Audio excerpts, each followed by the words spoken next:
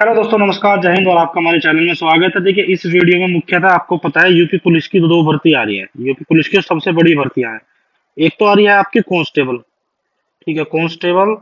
और एक आ रही है आपकी सब इंस्पेक्टर की, एसआई की। ठीक है जी। आपको पता है कांस्टेबल में 18 से 22 साल है आपकी जनरल की, और इसमें 21 से 28 साल है जनरल की एज। ठीक है। तो ये आपको पता ही है। तो इसके बाद में क्या था, आपने देखा होगा कांस्टेबल का, कल मैंने एक एसआई की वीडियो में जो आपने देखा हो, तो आपको पता भी है कि कांस्टेबल का जो आप बता रहे थे कि भाई 15 तारीख के करीब, 15 जुलाई के करीब आपका टेंडर जारी हो जाएगा। पर टेंडर जारी नहीं हुआ। ठीक है, टेंडर जारी नहीं हुआ तो जो कांस्टेबल वाले लड़के हैं उनके मन में तो ये ख्याल चल रहा होगा ना कि क्यों नहीं टेंडर जारी हुआ। तो मैं आपको बता रहा हूँ कि जो सरकार की मंशा है ये है कि एसआई और कांस्टेबल दोनों का एक साथ टेंडर निकाला जाए, क्योंकि इनको इनको दोनों का एग्जाम कराना है।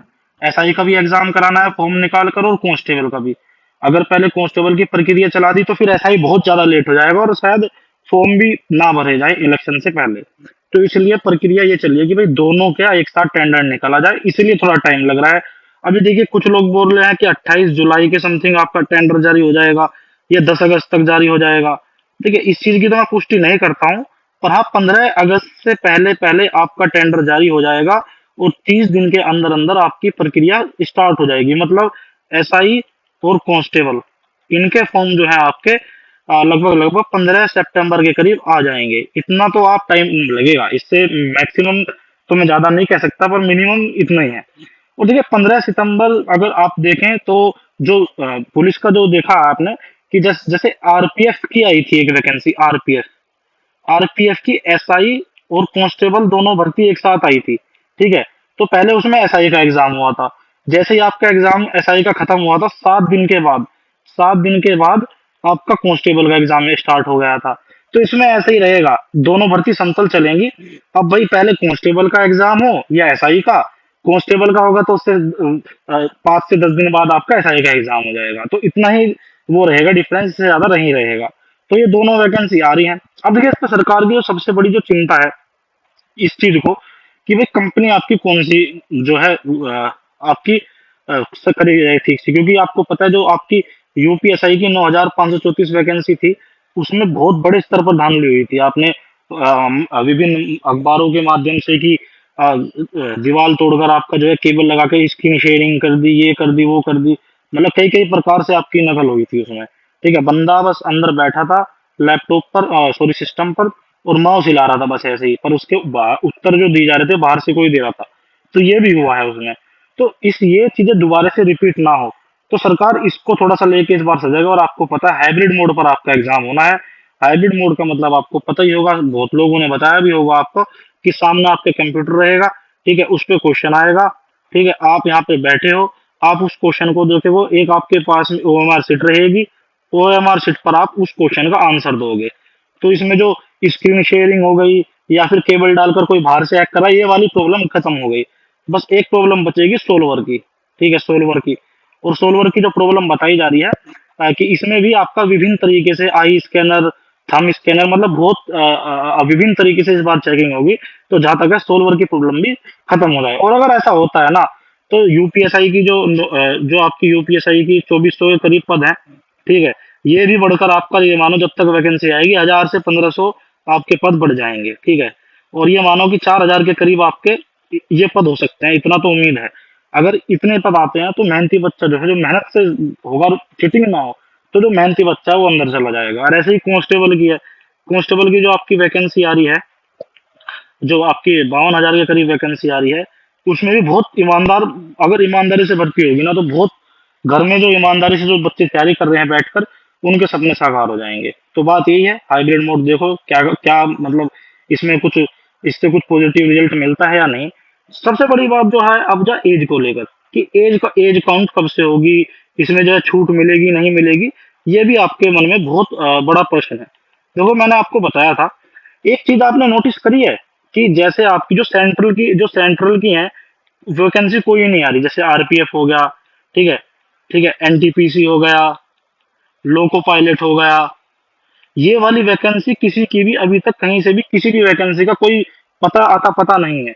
देखिए सुनने में ये आ रहा है कि जैसे 2024 का जो 2019 का इलेक्शन था, ठीक है, उससे पहले आपका ईडब्ल्यूएस ला दिया गया था स्वर्ण वोटों को साधने के लिए। और आपने देखा होगा यूपी में भी जो आपका एक दो जो कास्ट है उनको एसटी में भी डाला जा रहा है, ठीक है, राजभर जैसे राजभर जाति है उसको एसटी में डाल दिया गया है। और ये केंद्र को प्रस्ताव भेज दिया गया है, मतलब ऊंच नीच सबको, देखो ये तो पॉलिटिक्स होती है। जो सुनने में आ रहा है ना कि इस बार जैसे आपका राजस्थान है,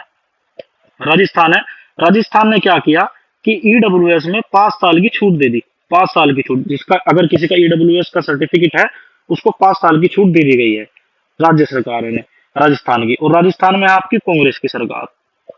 तो अब भाई राज्य की जो आपके जो समीप में आपके जो राज्य हैं और जिसमें किसी और सत्ता की पार्टी हो, तो इस बार आपको पता है राजस्थान में जो स्वर्ण वोट है वो कांग्रेस की तरफ बहुत झुका हुआ है।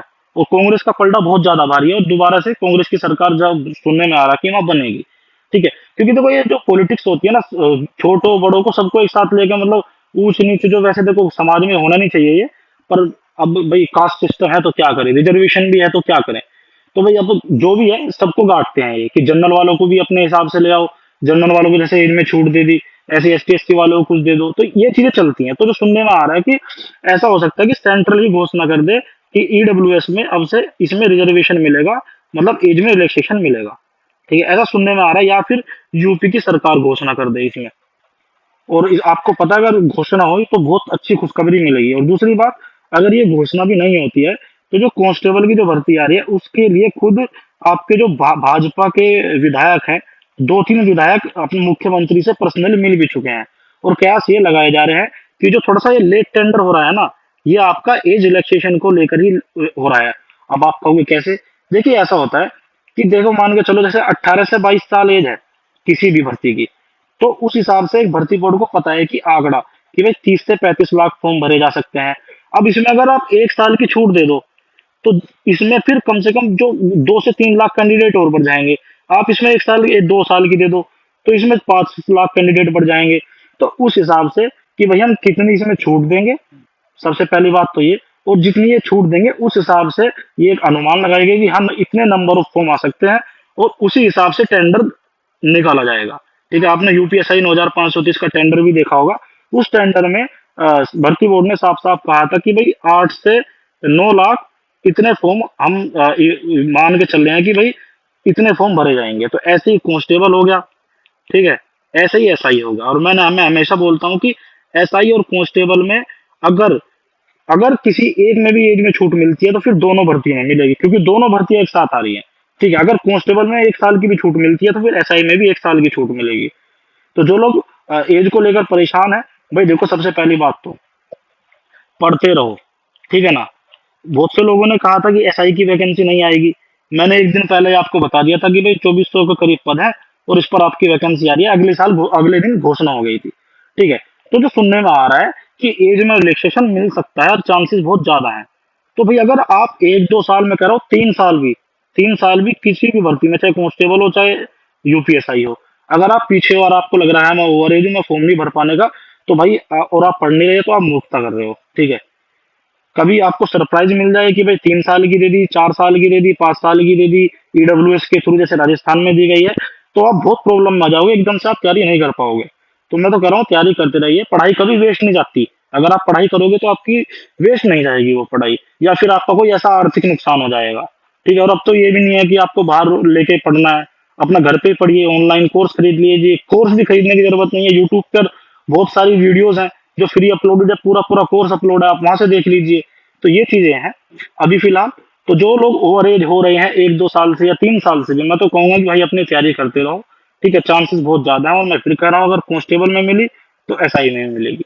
अगर मैं बता रहा हूँ दोनों भर्ती साथ आ रही है, अगर एक में मिलेगी तो दूसरी में जरूर मिलेगी, ठीक है। इस चीज का विशेष ध्यान रखें। एज रिलैक्सेशन वाले जो एज के बारे में सोच रहे हैं, देखिए बहुत से लोग, आपको यूट्यूब पर पता क्या होता है, यूट्यूब का मैं बताता हूँ, यूट्यूबर्स का सिस्टम क्या होता है जो यूट्यूब पर वीडियो बनाते हैं। किसी को लगा कि 10 लोग जो यूट्यूबर हैं वो ये कह रहे हैं कि ये वैकेंसी आ रही है, ठीक है। तो एक क्या काम करेगा बंदा, एक कह देगा कि वैकेंसी आपकी नहीं आ रही, तो उसको देख देख कर उसके साथ में 10 के 10 जो यूट्यूबर से जो वीडियो व्यूअर है ना, उनके जिन्होंने वीडियो देखी थी उनके, वो इसको अगर देखेंगे तो इसको व्यूज मिल जाएंगे। तो ये प्रोपेगेंडा होता है, उनको ये नहीं पता कि आप बच्चों के भविष्य के साथ में खिलवाड़ कर रहे हो।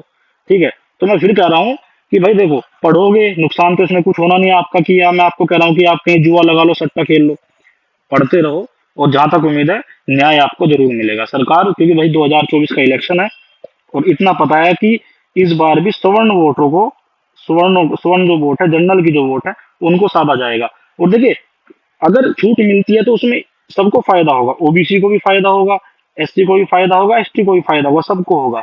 अगर ये जनरली सब दे दें कि भाई 3 साल की छूट है, तो फिर 3 साल की छूट आपको ओबीसी वालों को भी तो मिलेगी, एससी वालों को भी मिलेगी, एसटी वालों को भी मिलेगी।